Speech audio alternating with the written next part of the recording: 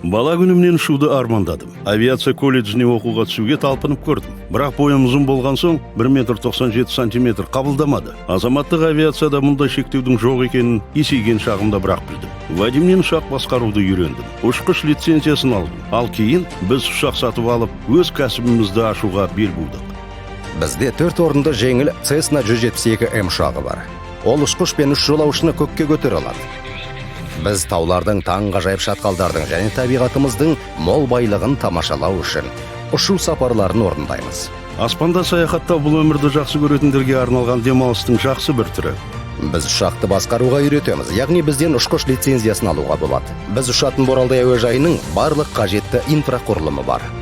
Әу баста ұшу үшін төленетін алдын ала төлем көп уақыт алады. Клиентпен қалада кездесуге немесе ақша аударымын қабылдауға тура келетін. Бұл көңілімізден шықпады.